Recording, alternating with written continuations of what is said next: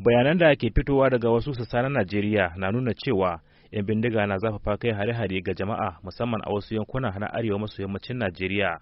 Jihar Sokoto na daga cikin yankunan da 'yan bindiga ke zafafa kai hare-hare ga jama'a, inda ƙasa ga mako ɗaya an kai hare-hare a wurare da dama kamar yankin Ilela, Kwari, Gwadabawa, Sabon Birni, Wurno da Isa, inda jama'a ke ci gaba da kokawa. Ina kiran ku daga nan tasu wannan lokacin ma yanzu muna da anguwa nan za ta kai kusan 10 amma abin da ba su shiga ba kuma sun ɗibi da 'yan yara da 'yan mata da samari haka 'yan ƙanana wallahi yanzu suna can hannun su magana da ake yi. To yanzu dai ana tantancewa yanzu ga tantancewa dai an ce sun tare mutum 16 yanzu ga tantancewa ta amma ba a gama tantancewa ba. Cikin gambara yanzu haka in ka yi za ka same su kamar mutanen da cikin suna yau cikin yanzu haka in ka shiga cikin gambara kowane lokaci za ka same. Damuwa da sake ɓallar matsalar ta rashin tsaro musamman akan abin da ya faru a yankin Tangaza ya sa rundunar sojan Najeriya ta ce ba za ta sa ido ba ana yi wa jama'a kisan gilla. Shugaban yanki na 8 na rundunar sojan Najeriya mai hedikwata a Sokoto, Manjo Janar Gudon Modcot, ya ce tuni sun soma aiki na dakile ayyukan 'yan bindigar. We are not happy that happened and we've so far started with some operations. Ya ce ba mu ji daɗin faruwar hakan ba, kuma ya zuwa yanzu mun fara aikin farautar waɗanda suka yi wannan aika-aika, kuma ba da jimawa ba za mu kamo su girbi ladar aikin da suka aikata.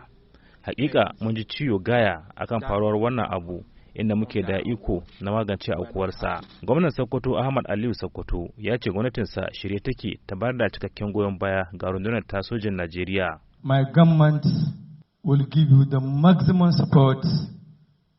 Ya ce gwamnatinsa za ta taimaka a wajen samar da kayan aiki domin sojoji su ƙara samun sukuni na gudanar da ayyukansu yadda ya kamata. To sai dai an jima mahukunta na cewa za su ɗau mataki musamman idan wani ibtila'i ya faru, amma a ƙarshe ba a yi komai ba. Akan haka na tambayi mai magana da yawun gwamnan Sokoto, Abubakar Bawa, wanda ya fitar da wani bayani bayan kammala taron gaugawa da gwamnan ya yi da hukumomin tsaro, ko ya za su tunkari wannan matsalar. Bambancin za a samu da wanda aka yi baya shine shi mai girma gwamnan yanzu ya zo yana da zil kuma yana da kuduri na magance matsalolin nan.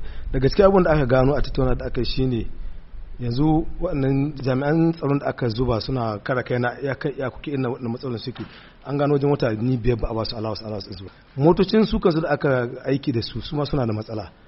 To kaga waɗanda suna daga cikin wasu matsaloli waɗanda aka samu. To shi mai girma gwamna abin da alƙawari shine zai ɗauki matakai na hitowa da hanyoyin da za a samu da fahimtar juna da kuma aiki tare da jami'an tsaro gwargwado abin da ya kamata gwamnati ta yi za ta yi. Mai girma gwamna ya alƙawarin cewa daga wanga watan da ake ciki yanzu za a dawo da ci gaba da biyan allowance na waɗannan jami'an tsaro da aka tura waɗannan yankunan da suke fama da wannan matsala ta 'yan ta'adda. Matsalar rashin tsaro dai ta jima tana addabar jama'a a Najeriya duk da kokarin da gwamnatocin da suka shuɗe suka ce sun yi na shawo kanta. Yanzu abin jira a gani shine hoɓɓasar da sabbin gwamnatoci za su yi, da yake wasunsu sun ba da tabbaci na yin aiki tukuru wajen shawo kan matsalolin na rashin tsaro. Muhammad Nasir, muryar Amurka daga Sokoto a Najeriya.